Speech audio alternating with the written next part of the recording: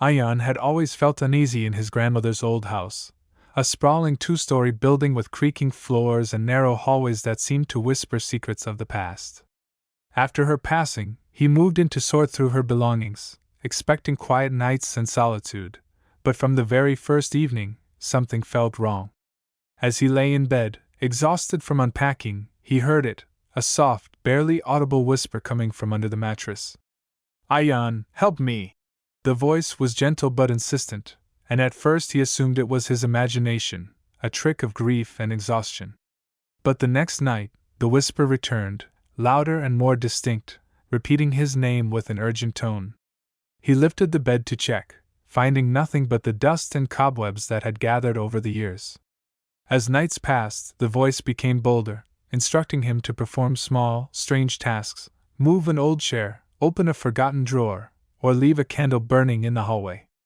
Objects began shifting on their own when he ignored the voice, shadows darted at the corner of his vision, and a cold, oppressive feeling settled over his bedroom each night. Ayaan's curiosity grew alongside his fear, and he realized the voice wasn't just random. It knew things about the house, about his grandmother, and even about him that no one else could have known. Each whisper seemed to pull him deeper into a web of secrets, a silent insistence that something buried in the house's history demanded to be uncovered, and that his own life might hang in the balance if he failed to listen. By the fourth night, Ayaan's fear had grown into an almost unbearable tension. The whispering voice no longer confined itself to soft words. It began giving him explicit instructions. "Go to the attic, open the chest, look behind the mirror," it hissed, each word weighted with urgency. Hesitant but compelled, Ayaan followed, discovering a collection of his grandmother's old journals and letters, hidden away for decades. As he read them, the voice grew louder, guiding him to secrets that had been buried, letters that spoke of family betrayals, lost fortunes, and a mysterious tragedy that had claimed the life of a distant relative under strange circumstances. Each revelation felt heavier than the last, as if the house itself was aware of his movements, watching, testing him. One night, when he tried to ignore the voice and sleep through it, strange phenomena occurred. Objects flew across the room, the mirror cracked spontaneously, and the faint sound of footsteps echoed in the hall, though he was alone. Ayaan realized that the voice was not just a haunting, it was a warning. It was leading him to uncover something dark and dangerous, something his grandmother had hidden to protect the family, but now demanded to be confronted. The weight of this discovery pressed down on him, yet the voice remained insistent, whispering relentlessly from beneath the bed, urging him to face the hidden truth before the consequences became irreversible. The night Ayaan finally gathered the courage to confront the voice, he felt a chill crawl over his body as he knelt beside his bed, listening intently. "Open the floorboard beneath the rug, now," the voice whispered urgently.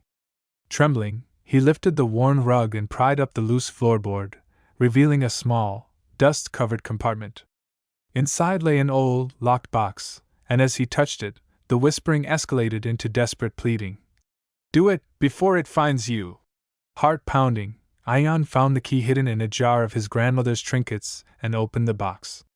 Inside were letters, photographs, and a small wooden doll with eyes that seemed to glint unnaturally in the dim light. Suddenly, the room grew icy cold, and a shadowy figure began to materialize beneath the bed, rising slowly with a presence so heavy it pressed against his chest. The voice whispered one last warning. "It's waiting for the next generation. Only you can stop it." Ayaan realized that the doll was not just a toy, but a vessel, holding the spirit of a vengeful ancestor that had been bound for decades, and that the voice was guiding him to release it safely before it could escape into the world. With a mixture of fear and determination, he followed every instruction, placing the doll in the protective circle outlined in the journals, reciting the words exactly as the voice commanded. The shadow screamed, writhing violently, then vanished, leaving the apartment silent once again. From that night onward, the whispers ceased, but Ayaan knew that the house held secrets still, and that the voice under the bed would always be a reminder of the thin line between the living and the restless spirits that linger in forgotten corners.